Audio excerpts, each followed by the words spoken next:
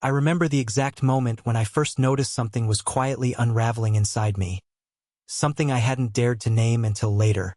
It wasn't a single event or a sudden jolt, but a subtle, aching weight that rolled through my bones each morning. I'd wake up feeling less myself, as if a part of my spirit had settled into a shadowed corner and forgotten how to reach the light. It wasn't just tiredness. It was a strange surrender I couldn't shake. I asked myself, why am I so drained? Why does life feel like a constant pulling with no room for me to stretch wide or stand tall? What I came to realize, piece by piece, was something I hadn't truly seen before. It wasn't about the hours I worked or the tasks I completed. It was about how, day after day, I gave up my own space to choose, to lead, to own my decisions. I became someone who followed directions, not someone who shaped the direction. And even when the orders weren't loud or harsh, they were often quiet, indirect, implicit. That subtle submission carved into me deeper than I realized. Think of those moments when you're at a meeting, and someone else's voice overrides your thoughts before you even get to speak. Or at home, feeling the pull to keep peace by swallowing your own desires. Or simply in the routine rhythm where just do it because that's how it's done becomes the invisible rulebook you never agreed to but live by anyway.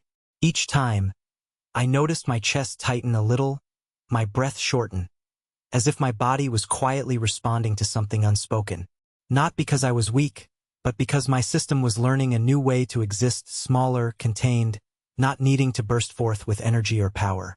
This realization hit me harder than any late night or stressful deadline ever could. It was an internal landscape shifting, and I had no idea how far it had spread within me. It wasn't just about feeling stuck or frustrated. It was about the way I moved through the world, how I carried myself with less confidence, less forcefulness, as if my own potential was on reserve. I noticed my back wasn't quite as straight, my posture folding just a little, almost as if my body was trying to occupy less space to avoid being noticed, to avoid challenging the order imposed on me. I started paying attention to moments when I wasn't choosing, when I was simply obeying, whether from habit, from pressure, or from what I thought was expected from me. So many little silences, concessions, approvals given without real agreement. Felt like I was living on autopilot, reacting instead of acting. And that realization sparked a quiet but urgent question deep inside. What was happening inside my body as I lived like this? What story was my system telling itself when I surrendered my power so consistently? And more importantly, how was this shaping the man I was becoming, the man I was meant to be? I'm telling you this because maybe you know exactly what I mean. This feeling of being caught in a web woven by invisible forces, the constant subtle pressure to conform, to obey, to adapt without resistance. It's not just a mental experience, not just a frustrated thought that passes. It's a biological truth living within us. Our bodies are listening closely to the way we yield. They learn patterns of tension and release, patterns of submission and command. And over time, those patterns become ingrained, hardwired into the very chemistry that powers us. But here's the thing. These are not just stories or metaphors. There's something profoundly real about how living under continuous orders, whether from bosses, society, or even ourselves, shapes who we are beneath the surface. It's like the body slowly decides, I don't need full power here. I can live smaller, quieter, less charged. It's not failure. It's survival adapting, yet survival at a cost. I want us to go deeper into this, to understand what it means for us as men navigating a world full of expectations and demands. To explore what happens when the natural urge to lead, to decide, to expand is quietly stifled. Because the truth is, this hidden surrender affects everything. Our energy, our confidence, our will to move forward. And without recognizing it, we risk living a lifetime of unseen limitation. So here we are, at the beginning of a journey where we'll peel back these layers and meet what's really going on inside us. This isn't about blame or rebellion for the sake of it. It's about seeing clearly how our relationship with authority, with obedience, shapes the very core of our being. And that seeing is the first step toward changing it. Together, we will uncover how to breathe a fuller breath, reclaim a stronger stance, and learn to act from a place of true choice, not just reaction. I want to invite you to notice, without judgment, where in your life you feel compelled to obey more than you choose, where you feel carried by orders instead of steering your own course. Because recognizing that is the quiet beginning of reclaiming something powerful and original.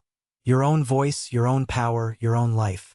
I can still recall the weight that settled on my shoulders during long afternoons spent confined to a cubicle, the air stagnant, flickering fluorescent lights overhead casting shadows not only in the room but also deep within me. It wasn't simply the physical space that felt restricting. It was the invisible hand guiding every decision, every motion, telling me that my role was to comply, to blend, to acquiesce. My body responded in kind. Muscles grew tighter, my breath shallower, and a subtle but incessant fatigue shadowed my waking hours. Over time, the boundary between external demands and internal tension blurred until I barely noticed the slow erosion beneath the surface. One afternoon, a conversation with a close friend illuminated a truth I hadn't verbalized. The energy I thought I lacked didn't vanish on its own. It was quietly siphoned off by a constant state of concession. I described how the simple act of deferring to others' authority drained my vitality, sometimes leaving me unable to muster the enthusiasm I once had for life's challenges. It's like I'm moving underwater, I confessed, effort multiplied just to achieve what used to come naturally.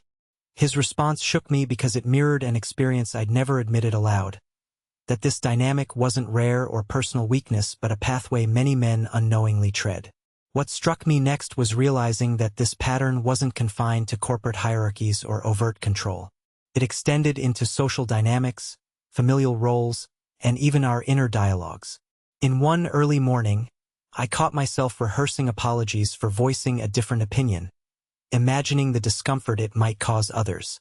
I realized then how ingrained the habit had become, anticipating conflict, suppressing assertiveness, shrinking my presence as a form of self-protection. My reflection back at me felt smaller, less confident, as though fragments of my resilience had been folded away for safekeeping. Not all pressure feels intense. Sometimes it behaves like a slow leak, imperceptible yet relentless, siphoning away the essence of assertiveness until the reservoir beneath runs low. For instance, I noticed subtle physical shifts. My jaw clenched more often, shoulders slumped involuntarily, even my gait shortened. This was a language my body was speaking but which I had overlooked until I connected the dots. The biological system seems to conspire in silence, adjusting hormonal rhythms and neural pathways, normalizing the logic that persistence isn't necessary here. In a pivotal moment, I found myself trapped between two impulses: the urge to respond passionately and the ingrained reflex to comply. During a team meeting, a proposal surfaced that contradicted my values and experience. Internally, a war erupted.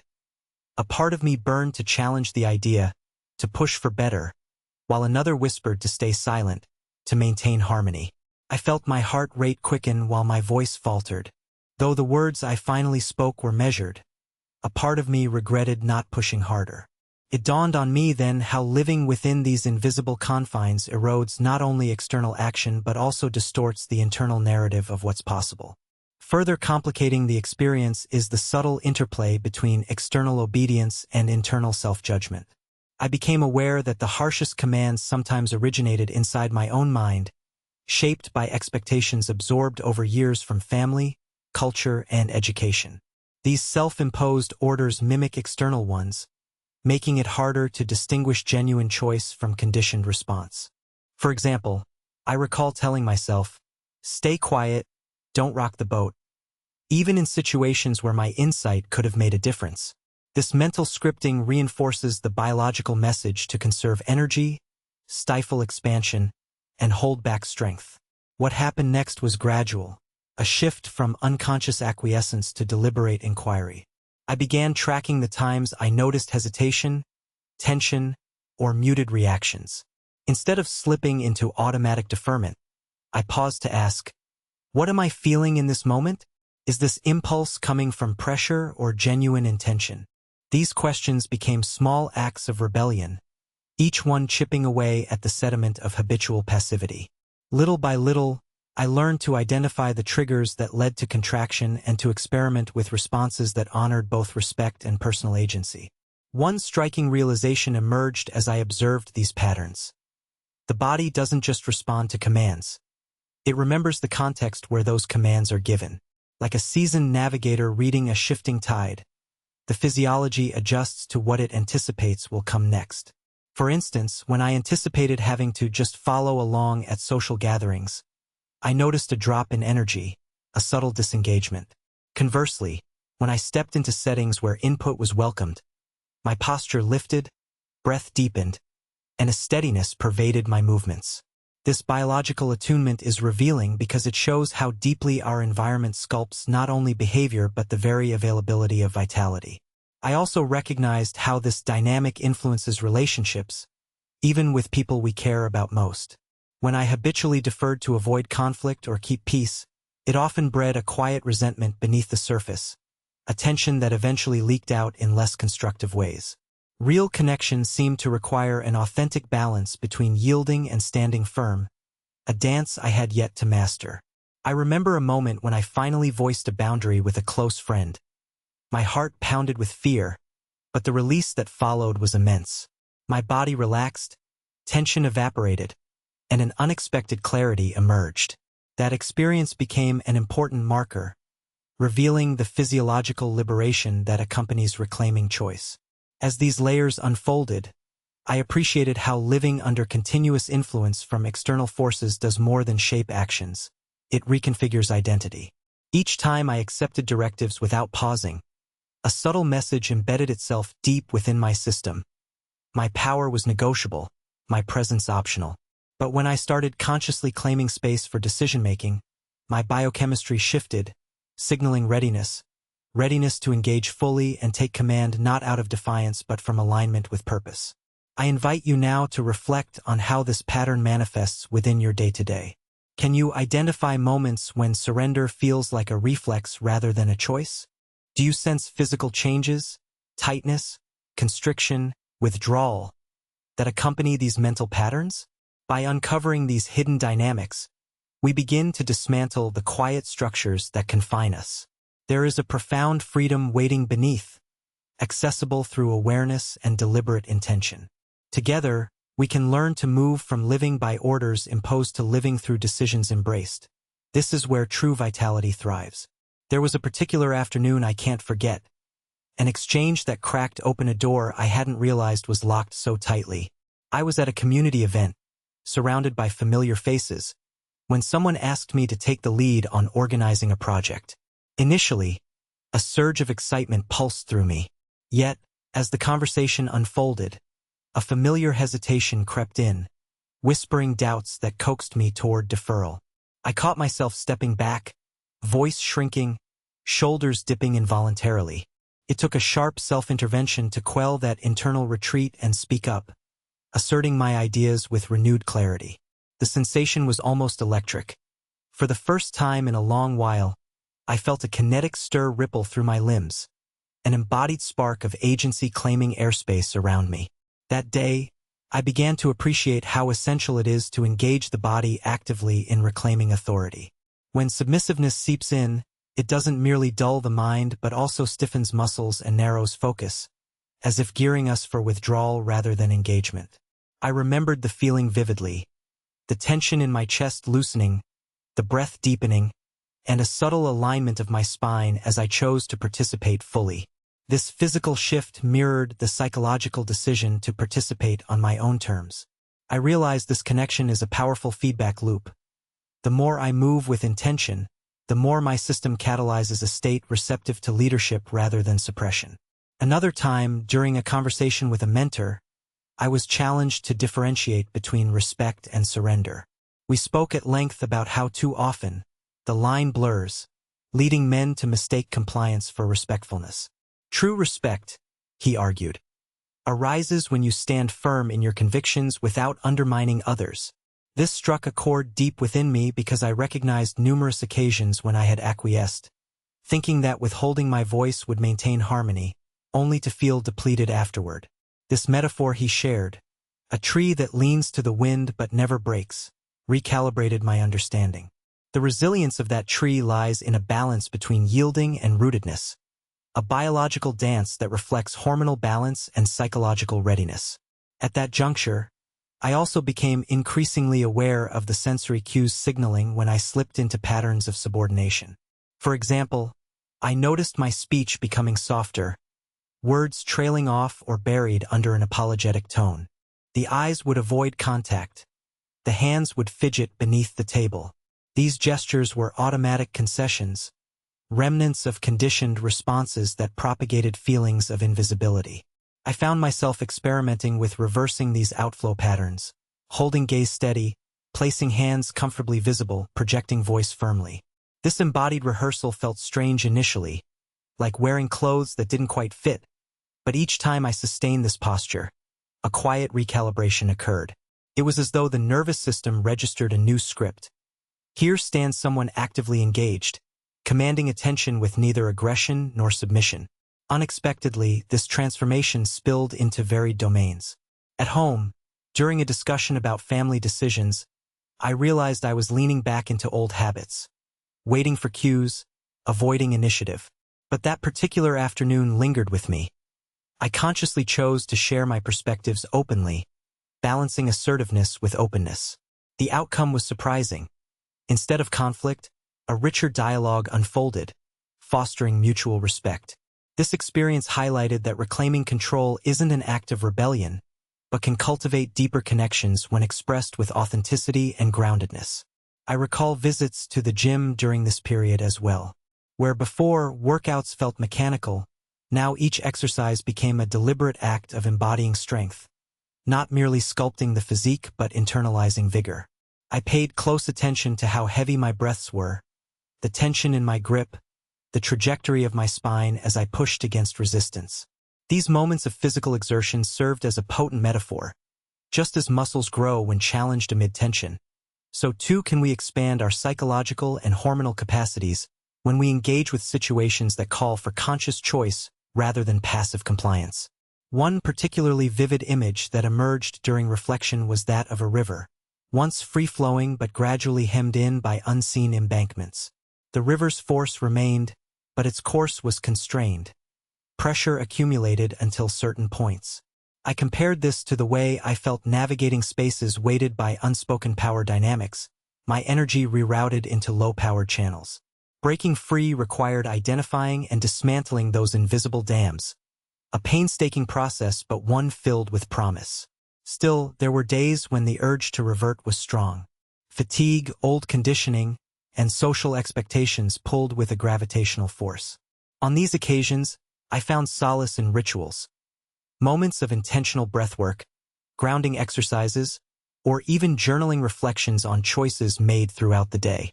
These tools became anchors that tethered me to a growing sense of autonomy, reminding me that transformation is less a sudden break and more a continuous unfolding.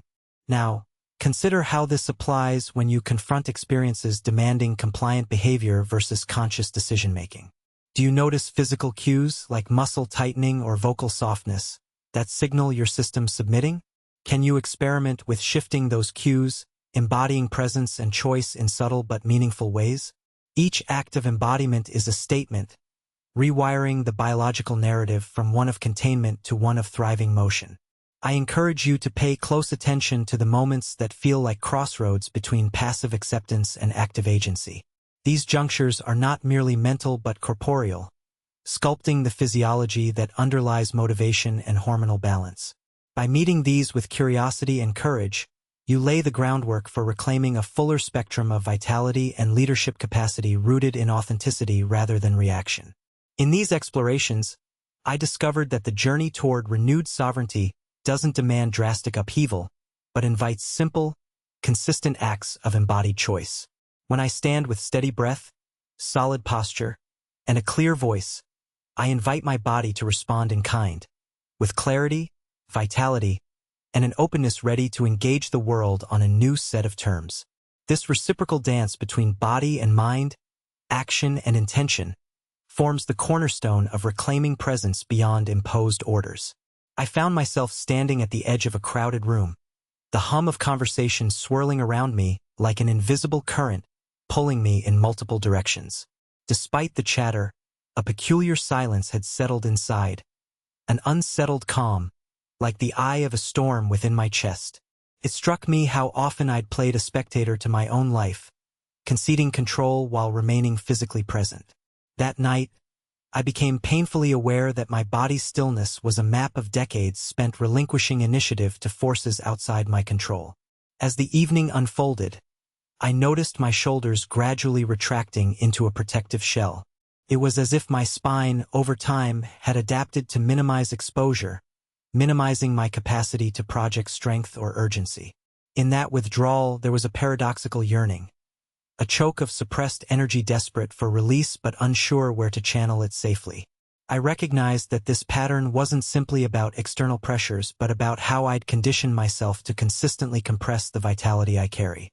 The tension accumulated like ink in water, invisible until it tinted the whole vessel. In an effort to disrupt this cycle, I started experimenting with subtle physical awakenings. Tiny adjustments in posture, each one an assertion of presence. One evening, lifting my chest slightly higher, extending my neck longer, I sensed an unfamiliar pulse radiate through my torso, as though I'd scratched an itch I didn't know existed. This bodily defiance ignited dormant sensations of power and readiness. I wondered how many opportunities one had silently declined simply because my body was locked in a stance of petite submission, hindering the flow of energy critical for decisive action. Yet power, true, sustainable force, isn't about brash displays or dominance. During this phase, I stumbled upon an overlooked truth.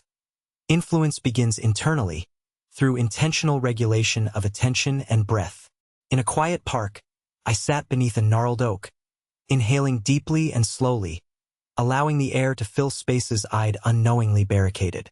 The simple act of mindful breathing shifted the invisible ledger I kept with myself. It recalibrated my nervous system, knitting together fragmented zones of tension and stasis to cultivate a grounded poise. When I emerged, I felt a sense of alignment that wasn't just felt mentally but was embodied, a simultaneous calmness and alertness. Complicating this journey was the often contradictory relationship I held with expectations of masculinity, societal scripts that valorize stoicism or unquestioning compliance. I recall a particular afternoon at a family gathering when a heated topic arose, and I instinctively stepped back, softening my tone to quell disagreement. Afterward, I grappled with a swirling storm inside, a melancholic churn between wanting to connect and risking alienation. This tension illuminated an internal tug-of-war where submissive tendencies masked as respect threatened to dilute my conviction. Wrestling with this, I realized that reclaiming authority meant embracing vulnerability without surrender. It required weaving courage into threads of empathy without forfeiting clarity. Understandably, environments that encourage passivity or unilateral decision-making compound these struggles. I remember moments during work where directives came not as invitations to contribute but as unilateral mandates, leaving little room for interpretation or innovation. My body quickly adapted, conserving energy and limiting outward expression since exertion seemed futile. This conditioning led to a pervasive skepticism about my own initiative, injecting doubt into aspirations and numbing instinctual drive. Challenging this meant refusing to accept inertia as default and steadily cultivating trust in internal guidance, however tentative at first. Among the tools that proved invaluable was the practice of micro-resistance, small acts of claiming space or voicing an opinion where silence had been habitually imposed. For instance, during an informal team lunch, I chose to share an idea despite anticipating resistance. As I spoke, I noticed my pulse quicken and my chest swell with a warm surge of affirmation. This micro-rebellion against passive submission rewired internal neural pathways, forging resilience and expanding my repertoire of engagement strategies. It wasn't about confrontation but about gently pushing past self-imposed boundaries, expanding the margin of choice available in each interaction. I discovered too that the way others receive our energy greatly influences how readily we embody this shift.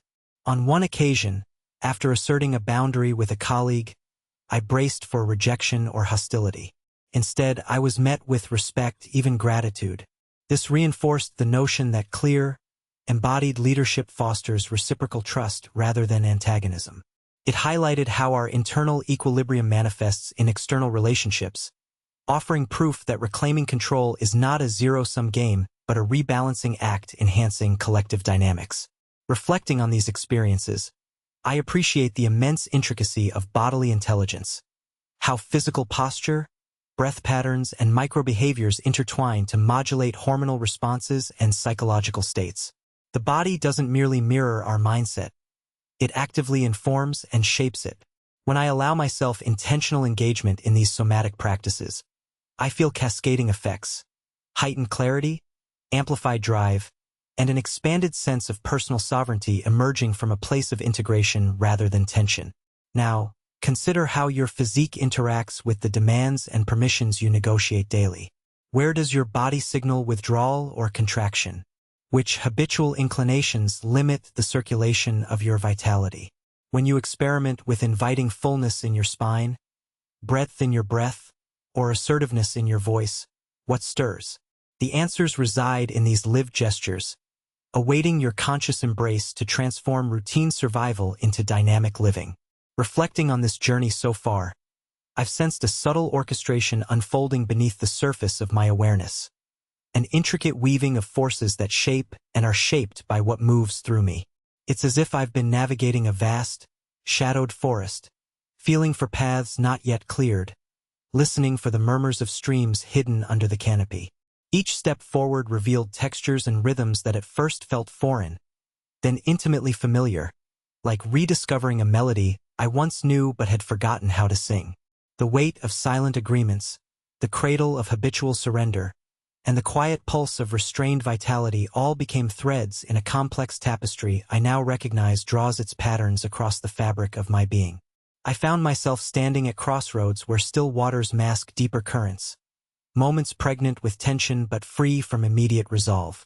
It was in these spaces, where urgency met hesitation, that I caught glimpses of how a subtle shift could ripple outward like a breeze stirring dormant leaves.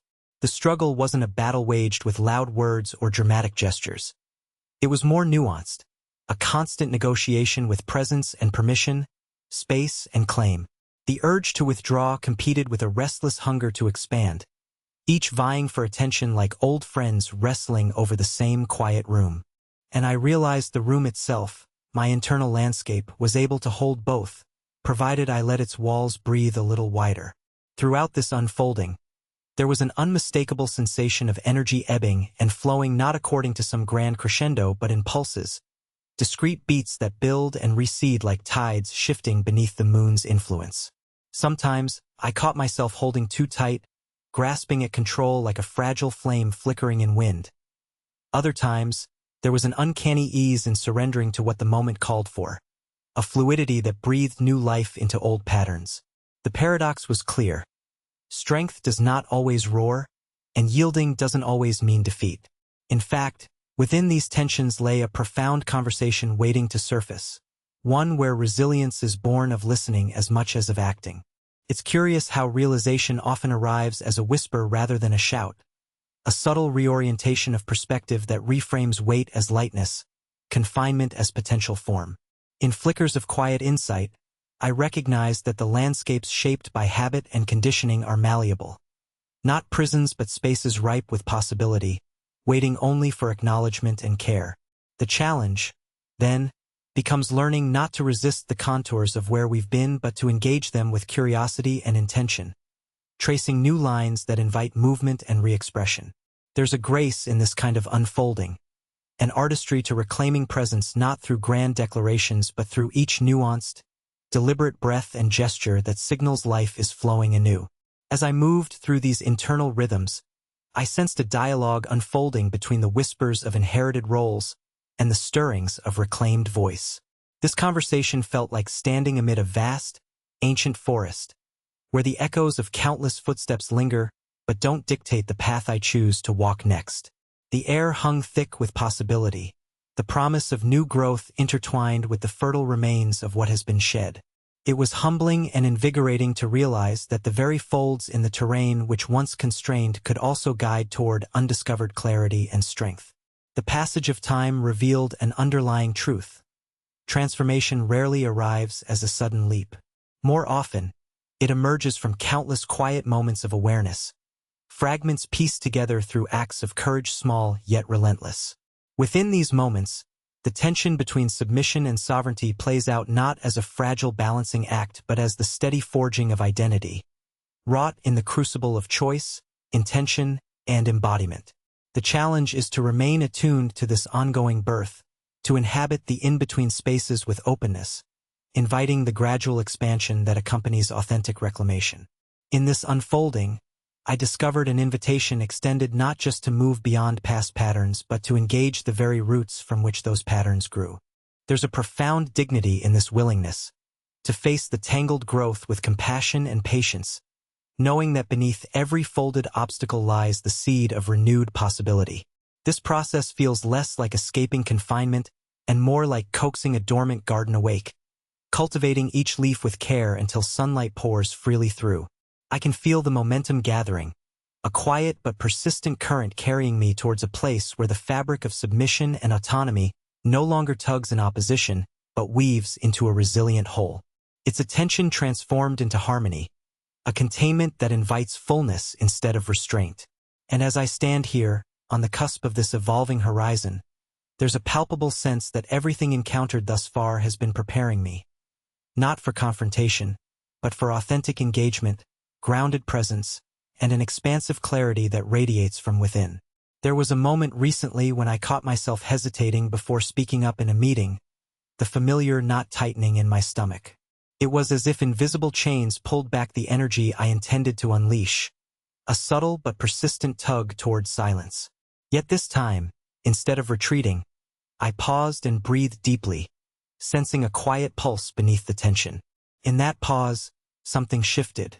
I recalled the countless times I'd lived responding mechanically to others' directives, letting my voice dim in the shadow cast by expectation. But today, I sensed a flicker of something different, a trace of freedom stirring behind the resistance. As I spoke, slowly but deliberately, my body aligned with the words that bore my intention. The tightness in my chest eased. My spine lifted as if welcoming connection through presence rather than submission. It felt less like an act of rebellion and more like a reawakening to an innate capacity, an energy that had been quietly suppressed but never extinguished. The room's atmosphere changed subtly too, the air thickening with possibility. This was no dramatic showdown. Instead, it was a reminder of an enduring truth. Power reclaimed moves gently but irrevocably, weaving strength through vulnerability. This experience crystallized a profound realization. Energy flows where choice flows. For too long, my system responded to life by shrinking, conserving, guarding, a biofeedback loop wired to survival through restraint. Yet life asks for more. A dance call for engagement that demands I step forward with ownership. When actions arise from deliberate intention instead of conditioned response, the body amplifies its vitality, hormones surge in concert, and perspective sharpens as focus distills. It is a symbiotic awakening, a reclamation of authority threaded into every breath, every gesture, every whispered decision etched across the physiology. More than a personal shift, I discovered this process calls for deep compassion, both for limits internalized and for the courageous flickers of change. I carry tenderness for the parts that have folded into survival strategies, for the legacy of quiet compliance nurtured by environment and culture. Yet I also honor the seeds of resilience, the sparks igniting beneath weariness and doubt. They demand nurturing and trust, not through confrontation or resistance, but through a steady, patient cultivation of awareness and choice. At the heart of this transformation lies a subtle art, the harmony between assertion and receptivity, firmness and flow. It reveals itself in moments when I choose engagement without force, presence without rigidity. This delicate balance does not call for loud declarations or immediate mastery, but invites a lifelong dialogue between body, mind, and spirit. Engagement becomes a practice of alignment, where strength arises through freedom to act authentically amidst complexity rather than meeting pressure with blunt defiance or quiet submission. I sense now that reclaiming vitality is less a destination than a continuous unfolding, an ever-deepening relationship with self that invites discovery through action and reflection. The invitations to choose where before habit once dictated now beckon, offering opportunities to recalibrate posture, voice, and intention. Each moment offers a brushstroke on the canvas of identity, painting a portrait shaped not by histories of surrender, but by the evolving courage to claim space naturally and fully. This journey asks us to listen attentively, not only to the loud calls of circumstance, but also to subtle bodily rhythms signaling readiness or resistance. To inhabit our form with curiosity, noticing where tension lingers or energy wells. To experiment with expansion, realizing that embodying choice creates tangible shifts in how we move through the world and how the world responds to us. In this interplay, transformation unfolds organically, rooted in presence rather than force, invitation rather than command. I invite you to explore where your energy subtly dims when adapting to expectations, and to consider the possibility that you can gently reclaim those moments by anchoring attention in felt sensation and intentional movement. Our physicality is not merely the vessel but an active participant in the dialogue of power and submission, a forgotten map to navigate unseen terrain. Re-engaging with this terrain cultivates a new way of living, one where action resonates from a place of fullness, not depletion, where influence grows from trusted alignment, not imposed obligation. In closing, I realize this is not a story about overthrowing authority or rejecting connection, but about reclaiming the simple, miraculous act of choosing.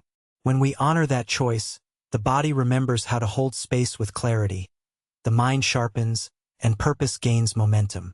This reclamation ripples outward, transforming not only ourselves but the circles in which we move, inviting a dynamic where life vibrates with authenticity, energy, and embodied leadership. And through this awakening, we are not merely surviving orders, we are living as architects of our own becoming.